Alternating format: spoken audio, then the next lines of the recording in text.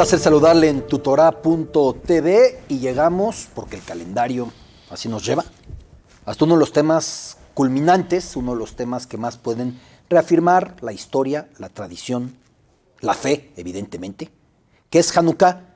¿Cuántas veces, y por aquellos sincretismos, simplificaciones, o por la cultura estadounidense tan dada a colocar muchos temas juntos, pues se coloca junto, queridísimo Rabbi Aniyar, se coloca junto Feliz Navidad y Feliz Hanukkah? Qué bueno que nos consideren y habla de una tolerancia, pero no tiene absolutamente nada que ver. Por principio de cuentas, en el judaísmo no existe el concepto de la Navidad. Y por continuación es solamente una coincidencia de fechas. Pero ahora hablaremos de Hanukkah. Rab, ¿cómo está? Bien, gracias a Dios, todo tranquilo, todo bien. Y aquí, en las puertas de la festividad de Hanukkah. Es una festividad de... no sé si la palabra es emocionante o ilusionante o las dos. Por todo lo que representa ese fuego y todo lo que representó y nos dejó. Es que Hanukkah es una conmemoración de un evento que ocurrió, pero que ocurre. Pero que ocurre todavía. No paró de existir Sí. en ningún momento. Donde Hanukkah representa la invasión de la cultura griega y un ataque un poquito diferente que tuvimos en la historia, porque pre-Hanukkah, como 200 años antes, era Purim. Y Purim era matarnos por odio, por envidia, pero matarnos. Podías ofrecer que cambias de religión o cambias de cultura o cambias de país o cambias de vestimenta y a nadie le importaba. Amán iba por la cabeza. Sin embargo, Hanukkah no representa el ataque a lo físico, sino el ataque a lo cultural. El ataque a la forma de un judío pensar, creer y darle, obligarle a tener la filosofía griega. Eso es Hanukkah. Y eso, como dije, ocurrió, pero sigue ocurriendo en cada momento y cada momento de la historia y cada parte del mundo, donde las culturas en la cual uno llega, intenta de alguna forma invadirle, quitarle lo suyo y ponerle la local. Por eso la analogía que hemos planteado en este espacio, Rab, entre dos episodios posteriores. Por un lado, Purim se puede equiparar en el intento al holocausto nazi, pretensión de exterminio, de genocidio, desaparecer al pueblo judío de la faz de la tierra, a la par de otros pueblos más o otras situaciones que quieren exterminar. Y Hanukkah va más bien en la línea de la Inquisición. Si te conviertes no pasa nada. Pásate esta cultura, pásate esta tradición. Y hay testimonios, aunque es muy difícil de comprobar qué fue, qué no fue, de que si no se colocó una efigie de Zeus en pleno Beit HaMikdash, en el gran templo en Jerusalén, al menos hubo la intención de helenizarlos, o helenizarnos, valga el verbo, ¿no? La idea es perdurar o conquistar. Es lo que querían los imperios grandes. Por lo tanto, cuando un imperio quiere dominar a un pueblo, a una nación, tiene que quitarle a la nación su identidad. Si lo logra, nunca el conquistado pensará en rebelarse. Claro. Hay pueblos que dijeron, yo no creo que voy a poder quitarle la identidad y no le voy a convertir nunca a él en lo que yo soy. Por lo tanto, mejor le mato. Otros decían, no hay que matar, vamos a intentar a como dé lugar convencerlos de lo bueno que somos. Lo atractivo que es esto. Y entonces serán griegos, serán helenistas y ya nunca pensarán en volver a ser judíos o volver a tener su país o volver a tener su templo. Como muchos pueblos más que tomó el contexto heleno y que desaparecería su tradición, su cultura, su religión para siempre. Hay muchas religiones que de tan seguras que estaban que lo suyo es lo correcto, fueron quitando a muchos pueblos paganos sus religiones e imponiéndole el suyo. Grecia en su momento, dada que la cultura griega era bonita, amena, agradable, empezaron ellos a ir país tras país, quitarle a cada uno lo que tenía y ponerle lo de Grecia. Cuando llegaron a Israel, toparon con un grupo de gente que sí aceptaron y otros que dijeron, no, no va. Ese es un punto medular. Porque entonces entendemos por qué usted dijo ocurrió y ocurre. Porque así como hubo judíos alemanes o judíos europeos que decían yo me siento alemán, yo ya dejo atrás esa otra etapa mía, hubo judíos muy receptivos al helenismo y a la conversión.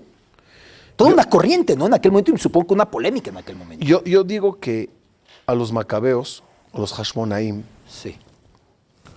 se los hizo más fácil sacar a los griegos de Israel que sacar la cultura griega del israelí. A ese grado.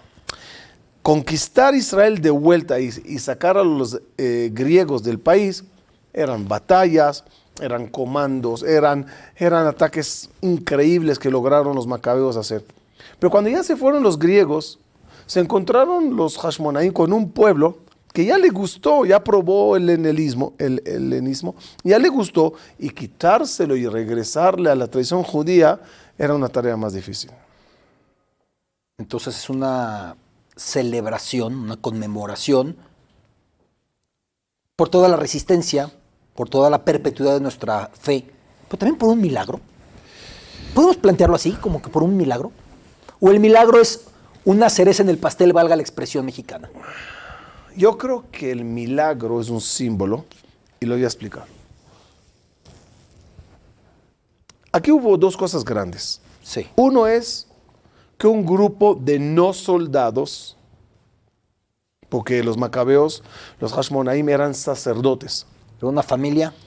y lo que ellos sabían usar el cuchillo es para matar las vacas que hacían shejitá en el templo.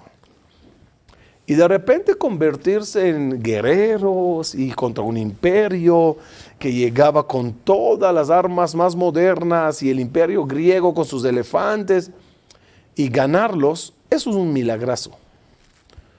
Pero no hay nada de conmemoración a ese evento en Hanukkah.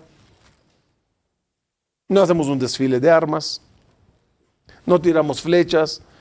No decimos qué fuertes eran. No se habla de eso.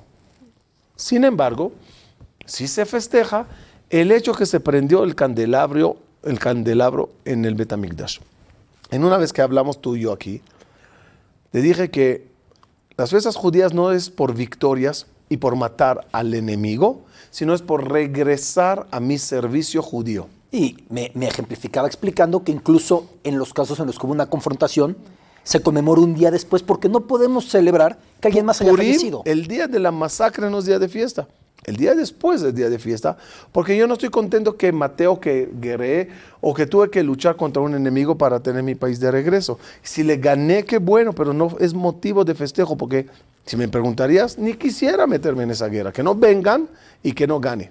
Entonces nos vamos al milagro. Al milagro, al servicio del Bet HaMikdash, al poder purificar de nuevo el templo que fue profanado con ídolos, con sacrificios de cerdos, cosas que es muy prohibida en el judaísmo, y de repente retomar el servicio del templo, limpiarle de toda la idolatría y volver a prender la luz de la menorá. Ese es el símbolo más fuerte. Por eso, hasta la fecha, cada año, en vez de festejar la victoria de guerra, se festeja la luz que se prendió, que por lógica hace alusión a la luz interna. Y fíjate, Alberto, que a ti te gustan las letras y las palabras, que la palabra Hashemen, el aceite, que es el símbolo de Hanukkah, son las letras Neshama, alma. Era prender las almas de vuelta. Eso era el símbolo de Hanukkah.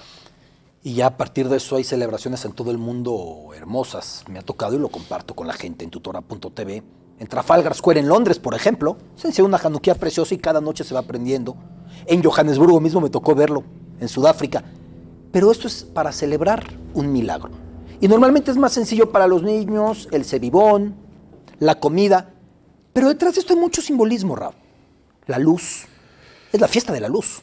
Porque entonces fue el momento en el que nos reencontramos, salimos de un oscurantismo en el que muchas personas del pueblo prefirieron un credo ajeno.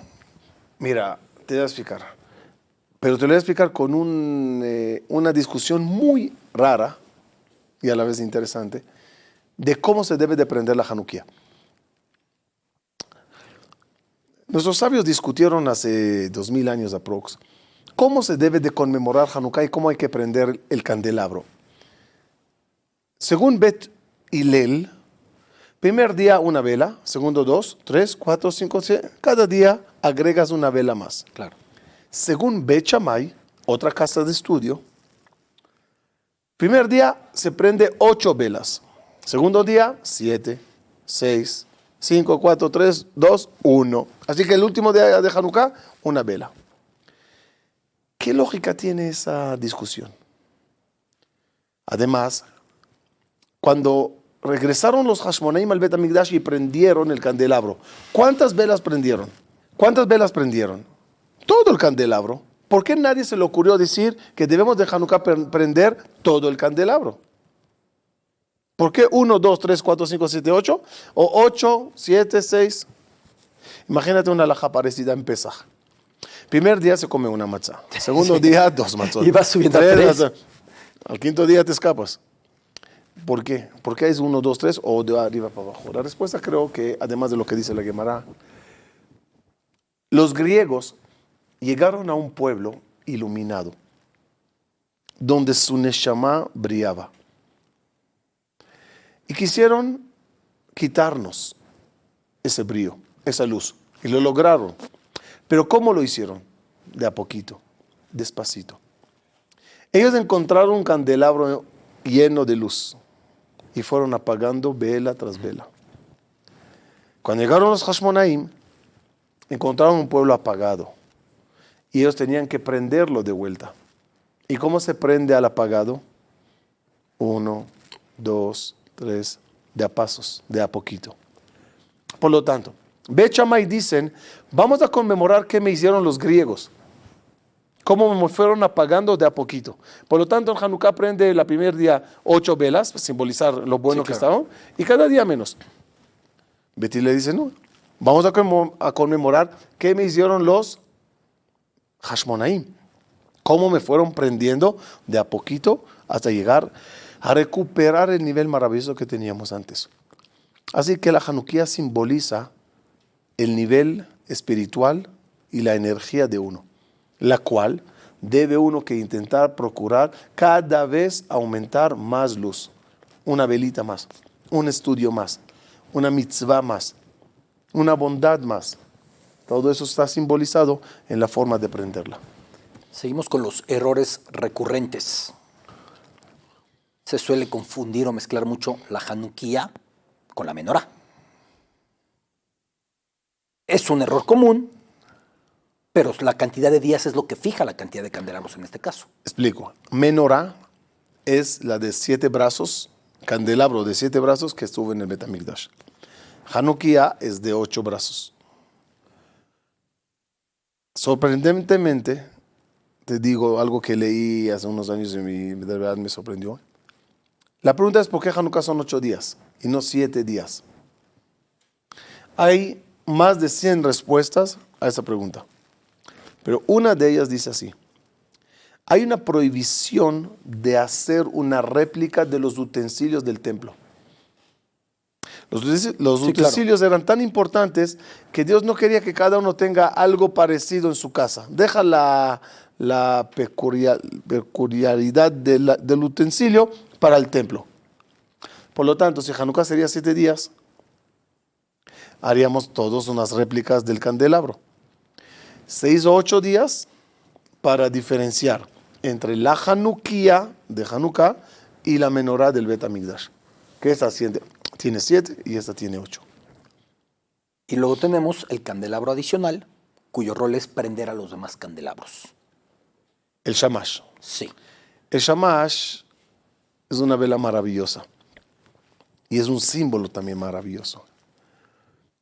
Hay personas que se sientan en una clase o leen un libro inspirador de valores, de Torah, de mitzvot, de tradición, pero escuchas la clase o lees el libro como vela. ¿Qué quiere decir? Estoy apagado, Sí. préndeme. Pero hay quien se sientan a escuchar una clase o a leer un libro no como vela, sino como shamash. Préndeme, porque quiero ir a aprender a los demás. Quiero recibir luz para compartirla. Hay gente que no comparten. Es un dolor muy grande. En estos días estamos elaborando un proyecto nuevo con favor de Dios que se va a llamar Comparte tu luz. No sé si se va a llamar así al final, pero la idea es... El concepto comparte tu luz. Tienes cosas maravillosas, compártelas. Eres un shamash, no eres una vela. Eres un shamash y debes de buscar velas. Debes de buscar tus hanukiyot y dar de la luz maravillosa que tienes para compartir con ellos. Bueno, dejar esa opacidad y esa capacidad para tragarse toda luz que recibimos o todo lo bueno que recibimos sin convertirlo en malo o no querer distribuir. Yo creo que es el error más grande o el egoísmo más grande de recibir y no dar. De aguantarte todo lo grandioso que escuchates y no transmitírselo ni siquiera a tus hijos. No, ¿por qué? Si tienes luz, dala. Yo creo que los Hashmonaim podían tranquilamente servir a Dios. Podían escaparse a las cuevas, irse del país o yo qué sé qué, desaparecer del radar, claro, y llevar su judaísmo. Pero ellos no querían hacerlo nada más. Ellos querían que también las velas apagadas del pueblo de Israel se prendan. Fíjate qué bonito. ¿Cómo se dice en español, en sinónimo, estudiar? El sinónimo de estudiar. Aprender. Aprender, sí. Aprender a los demás. Claro. El propósito del estudio es aprender. Es encendido. Es encender a los demás. Claro. Ahora, ubicados en el tiempo, es muy importante entenderlo, lo que representaban los griegos en aquel momento. Iban tomando cuanto confín del Mediterráneo encontraban, que era el mundo conocido para ellos, evidentemente. Y en ese momento Israel estaba, podemos decir, en una crisis, se había partido el reino después de cierto grado de esplendor, se había partido el reino, ¿no? Después de Shlomo. Vamos a ubicar un poco en la historia. Sí. Salimos de Egipto, sí. Llegamos a Israel, después de aproximadamente 380 años construimos el primer templo.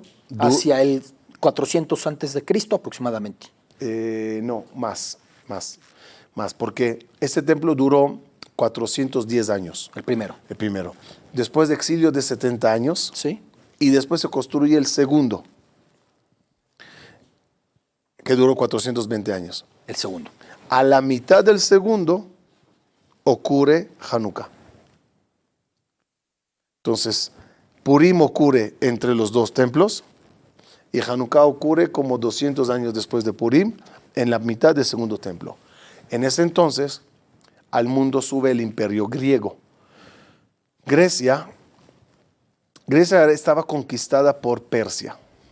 El imperio Persia tenía Grecia. Los griegos estaban, además de sometidos a Persia, estaban en plenas guerras entre ellos. Pero en un lugar al norte que se llamaba Macedonia, Macedonia. Sí. En Macedonia era un país muy ordenado y un ejército muy bueno que tenían. De ahí salió Alejandro Magno, que se llama Magno por Macedonia, de donde viene. Para que la gente tenga la referencia, antigua República de Yugoslavia, antigua parte de los Balcanes de Yugoslavia. Y entonces él empieza a conquistar. Creo que a los 27 años conquistó Francia, algo así. Entonces él empieza a conquistar y empieza a subir el nombre de Grecia en el mundo. Uno de los lugares donde él llegaba para conquistar y saquear era Jerusalén. Los judíos en Israel se asustaron mucho de la visita de Alejandro Magno. Cuenta la Gemara que cuando Alejandro Magno llegó a Israel con las intenciones de agarrar, saquear y quitar, salió Shimon HaTzadik, que era el sumo sacerdote del templo, con su vestimenta especial, el pectoral, el tzitz, y se paró delante de Alejandro Magno. Y Alejandro Magno, cuando le vio, se bajó del caballo y le hizo reverencias a Shimon HaTzadik. Le dijeron los consejeros, ¿qué pasó? Vinimos a conquistar, ¿no? A hacer honores. Dijo, no sé quién es este señor, pero en todas mis batallas, antes de salir a la batalla y ganar, sueño con él. Y ahí es que se encariña Alejandro Magno con Shimon HaTzadik. Iban al templo. En el templo Alejandro Magno camina hacia el templo y te pido, Alberto, que te intentes imaginar la sensación. Alejandro Magno, Alejandro el Grande, caminando, llegando al templo, llega un momento que no podían pasar la gente, o sea, los sacerdotes pasaban. El que no es sacerdote no pasa. Alejandro Magno, Goy, no podía pasar. ¿Qué harías como Shimon HaTzadik? ¿Le dejas pasar y ya, no importa? ¿O le paras y le dices, no, párale? Shimon HaTzadik le dice, mire, Alejandro, perdón, pero no puedes pasar. Él pensó que nadie pasa. De repente ve a un pobre saliendo. Dice, no entiendo, él puede pasar y yo no puedo pasar. Dice, mire, no se ofende, pero no. Es las reglas, son las leyes. Alejandro Magno dice a la Gemara, dice, ok, está bien. Si no puedo pasar, permítame donarlos una estatua mía de oro para que me la coloquen adentro. Shimon HaTzadik otra vez se enciende. Qué buen detalle, pero... Sí, pero mire que nosotros con estatuas y esto, que no se puede. Me imagino a Alejandro Magno diciéndole, a lo mejor no me entendió, el oro es mío, es un regalo mío, tú nada más ponlo adentro. No, no se puede. Y ahí Alejandro le dice a Shimon HaTzadik, dichoso el Dios que sus representantes no se doblegan ante nadie. Fíjate qué pasa con el primer griego rey, así, donde le intentamos demostrar el apego que tenemos a lo de nosotros, y en vez de conquistarnos y guerrear, te respetó y te dio tu lugar. De paréntesis, Shimon HaTzadik le dio un regalo a Alejandro Magno, un regalo especial, que todos los niños que nacieron en Israel ese año se llamaron Alexander, a nombre de Alejandro Magno. Era una forma de... Por eso es de los nombres gentiles más involucrados en las cuestiones judías, ¿no? Alexander. Normalmente un nombre gentil no tiene un acceso tan sencillo. El nombre Alexander sí lo tuvo. Sí. Alexander Mukdom. Y por lo tanto, él tanto se encariñó que protegió siempre a Israel. Pero años después, no sé si 4 generaciones después, cuando llega Antíochus, ahí pasa al revés. Ahí los judíos, en vez de cuidar lo suyo, como hizo Shimon HaTzadik, intentan caer en gracia ante Grecia, haciéndolo de él y sacrificándolo de uno. Y al final terminó la historia como sabemos. Y la moraleja es muy clara con la dignidad que esto implica. Cuando el pueblo se mantuvo erguido, defendiendo lo suyo y sin sucumbir a las ofertas de oro, nos fue bien. Cuando nos fuimos a la opuesta, las cosas fueron muy diferentes. Y por eso te dije, ocurrió y ocurre. Ocurrió en toda la historia, ya pasamos lo mismo. Siempre que intentamos caer en gracia ante las naciones a las cuales llegamos, sacrificando lo de nosotros y creyendo que con eso nos amarán más, pasó al revés. Y cuando simplemente demostrates que respetas al otro y pides respeto a lo tuyo y no quieres sacrificar lo tuyo, ni siquiera queremos que el otro sacrifique lo suyo y venga a ser como yo. No somos un pueblo misionero. Claro. No intentamos convencer a No nadie. buscamos evangelizar. No, quédate con lo tuyo, yo me quedo con lo mío. Yo respeto lo tuyo, tú respetas lo mío. Y ahí, de repente, en vez que te odien, te valoran. Tienes algo que lo cuidas y no lo vendes por la sonrisa del otro o por unas monedas. No sacrifiques a Dios. Hay una frase bonita que dijo una vez un rabino. Los que hicieron el becerro de oro sacrificaron dinero, oro, para buscar un Dios. Nosotros sacrificamos a Dios para buscar dinero. Y eso es lo erróneo. Frase muy lapidaria, frase contundente. Cambia el judaísmo después del episodio de los macabeos, después de que finalmente logran imponerse. ¿Cambia el judaísmo? Sí, ahí llega la parte fea de los macabeos. No de los primeros, sino de los que descendientes. Sí. Para entenderlo tenemos que saber que los macabeos, los Hashmonaim, eran Kohanim. Kohanim vienen de la tribu de Leví, es la tribu de los sacerdotes. Otra tribu importante en el pueblo de Israel es la tribu de Yehudá. A él a esa tribu corresponde el liderazgo. El rey David, el rey Salomón, el rey Hizquía. Todos eran de la tribu de Judá. Sí. Al ellos tomar el mando, ganar la batalla, terminando la guerra, lo que tenían que decir es, aquí está el país de regreso, tribu de Judá o líder de Judá, toma las llaves, maneja el país. Me regreso a rezar, que para eso estoy yo. Pero el error que ellos tuvieron es que se apoderaron del trono. Y el sacerdote rey es una combinación que no funciona. Y ahí empezaron problemas, donde los jajamim siempre los decían, oye, suelta el reinado, no te corresponde, corresponde a la otra tribu. Y lamentablemente creo que fue Herodes el que terminó liquidando la familia de los Hashmonaim y tomando el mando. Justo el Herodes que tuvo el proyecto de hacer la gran plancha sobre el monte del templo y hacer todo un modelo titánico en esa zona del Jerusalén actual, evidentemente. ¿Cuántas generaciones pasaron de los macabeos hasta llegar hasta esa crisis? ¿O cómo lo podemos entender? Creo que son 6 generaciones, pero no estoy seguro. Pero nos enseña una frase dolorosa.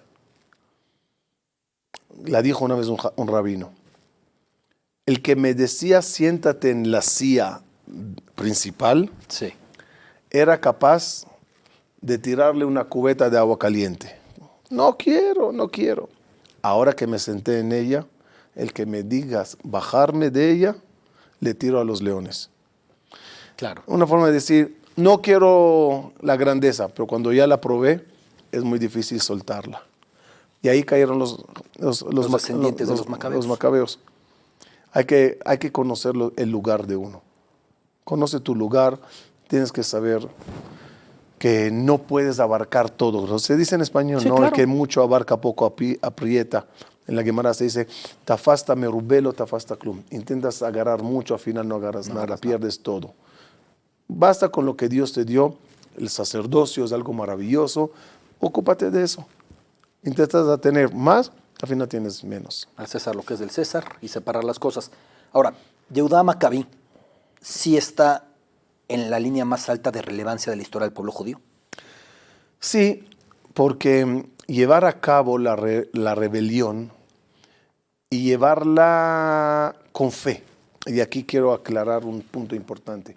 Ganamos muchas batallas en la historia judía, también en la historia recién del Estado de Israel. Pero ganar batalla es un problema. Porque después de que ganas la batalla, la cuestión o la pregunta es, ¿quién ganó? ¿Yo o él? Claro. Y muchas victorias causaron a los mismos generales que antes de la batalla levantaban los ojos, decían, Dios, ayúdame. La misma victoria los hacía sentir, yo lo hice. Y andaban fanfaroneando. Pavoneándose. Y no levantaban el dedito arriba. La grandeza de Yehudá Macabí, que Macabí significa, la palabra Macabí, mi kamoja baelim Hashem.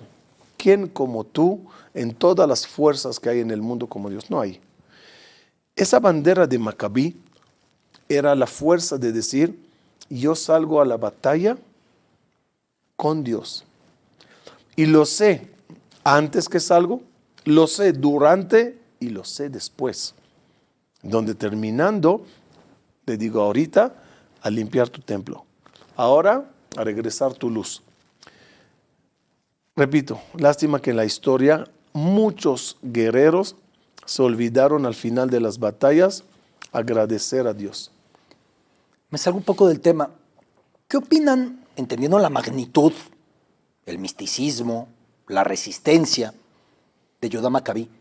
¿Qué opina la corriente más religiosa o más ortodoxa de que los juegos deportivos del pueblo de Israel sean los juegos macabeos, de que los equipos de fútbol sean Maccabi Haifa, Maccabi Tel Aviv, etcétera? Es ironio. Los macabeos salieron en contra de las Olimpiadas griegas. Por eso lo planteo. Y al final se llama a los equipos Maccabi. Claro. Porque parte de lo que traía el paganismo griego era su celebración atlética. Sí, pero el problema no era hacer deporte. No hay una prohibición de hacer deporte, ¿no? Era todo el paquete que iba involucrado en ese ¿Sabes un deporte. poquito de deporte? He escuchado. Sí, ok. No hay prohibición de hacer deporte. Hay prohibición de convertir a la persona en cuerpo y no en Culto, alma. Claro. El yo y yo, cuerpo, cuerpo y cuerpo es el problema. Maimónides, por ejemplo, nuestro Amigo ya, que habló tanto de cuidar la salud, cuidar el cuerpo, hacer deporte, él al final dice, ¿y por qué lo tienes que hacer? ¿Por qué tienes que ser sano? ¿Por qué tienes que ser fuerte para poder servir a Dios mejor? Eso es todo. Es decir, toda la función del cuerpo es para que el alma tenga mejor expresión. En otras palabras, hay piloto y copiloto, cuerpo y alma. Claro.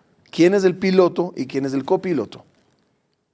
¿Quién es el principal y quién es el servidor A? Sí, ¿quién va a cargo del coche? O sea, mi alma está para dar servicios a mi cuerpo y sus caprichos, o mi cuerpo está para dar servicio a las cuestiones de mi alma. Grecia decía, no hay alma. Por lo tanto, tú eres únicamente cuerpo. Y así desarrolla el cuerpo, trata el cuerpo y cuerpo y cuerpo y cuerpo. El pueblo judío decía, no, el cuerpo es segundo a bordo. Hay un alma que está antes y esa alma, como dijimos, se dice Neshama. Y Neshama son las letras Hashemen, el aceite. Por eso toda Hanukkah gira alrededor del aceite. Y muchos dirán, es muy bonito el cebibón, en inglés el dreidel, pero ¿qué tiene que ver con esto? Esto, como dije, ocurrió y ocurrió después también. El cebibón era un juego a donde distraían a los vigilantes que venían a ver si realmente la gente, los judíos, están estudiando Torah o no.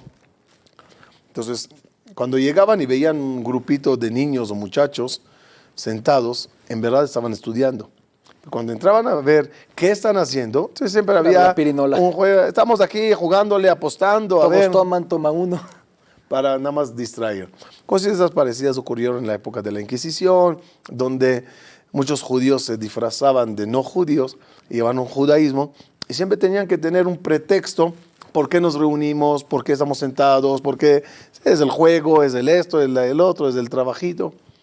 El cebibón era el símbolo de distraer a los vigilantes. Una fachada para continuar con la fe. Así que el marranismo, valga la expresión, existió también entonces en este intento. Sí, en este y durante toda la historia siempre había persecuciones que había que ocultarse para no caer en manos de ellos. Para terminar, Rav, ¿qué le pide a la gente o qué le recomienda a la gente que durante los días en los que vamos a estar encendiendo, que ya estamos en ellos, esa Hanukkah, le comparta a sus hijos? Porque muchas veces el mensaje es tan amplio que no sabemos por dónde empezar. Yo creo que la misma palabra Hanukkah Sí, proviene también, primeramente es Hanu Bejafei, de cuando acamparon y descansaron de la guerra en 25 de Kislev, pero también viene de la palabra Jinuj. Hanukkah viene de la palabra Jinuj. Jinuj es educación. Yo creo que todos nosotros tenemos en casa una bonita Hanukkah, unos chiquititos, hijos maravillosos, que los llenamos de combustible, aceite o cera, vela, combustible, dinero, claro. bienes, una bonita mecha, los valores que se los da, pero a veces falta la luz. Y de la misma forma que un candelabro de oro, una Hanukkah de oro, aceite de oliva, mecha de algodón, o sea, te pongo todo lo mejorcito, Sí. y no fue prendida, no sirvió de nada, no se cumplió la mitzvah.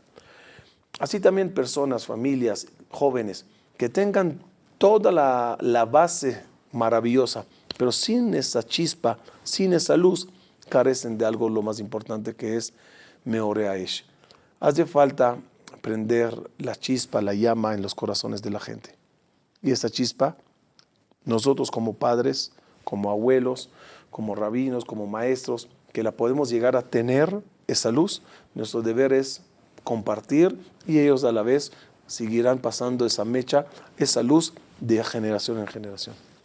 Es casual, Rab, que esta fiesta de la llama, de la luz, de la iluminación, se dé en el hemisferio norte en la noche más larga, en el solsticio de invierno. Digo, es casual porque pues ahí quedó la fecha, pero normalmente en el judaísmo las casualidades no son muchas. El tema de noche larga aclara el exilio. Explica nuestros sabios que la noche hace alusión al exilio y el día hace alusión a la Geulá, a la salvación. Exilio porque estás confuso, no sabes qué se hace, como la oscuridad, miedo, Claro. ladrones llegan la noche, problemas, noche siempre es símbolo de terror, miedo, confusión. Y así fue y es el exilio largo. Hasta que amanezca, que es la Geulá, hace falta prender velas que iluminen la oscuridad. Hace falta prender antorchas que nos den un poquito de luz en este mundo tan confuso. Y la verdad lo vemos, cada vez se hace el mundo más difícil, cada vez es más dudoso qué debemos de hacer, más dinero, más valores, más para acá, más para allá, perdón no en Dios para adquirir otras cosas o no. Y tener una antorcha, tener un shamash, tener una vela en la mano que nos diga por a dónde debemos de ir, es el deber de esta oscuridad. Todo este año que curiosamente, como decía, cae en el solsticio de invierno, en otras ocasiones se va moviendo. Rab, Chag Sameach, es un placer, y me quedo sobre todo con esa idea que todos tendremos que encontrar manera de aplicar, intentar ser la vela que prende a las demás velas. Se dice fácil, pero creo que lo menos que nos debemos como herederos de esa tradición, de esa resistencia, de esa defensa de todo un modo de vida, lo menos que nos debemos es intentar replicarlo y compartirlo. Solo con el pensamiento, ¿qué pasaría si nadie compartiría conmigo lo que él tenía? ¿Qué clase de persona sería? Si nadie escribiría libros, si nadie daría clases, Claro. si nadie me enseñaría a leer, si nadie me enseñaría nada, ¿qué clase de persona sería? Y si soy lo que soy, es porque alguien compartió conmigo mi luz. Pues, lo tanto, lo mínimo que debo de hacer es compartirlo con los demás. Un placer, Rabí. Hanukkah Sameach. Palabras inmejorables para cerrar con esta conversación. Continúe en tutorá.tv.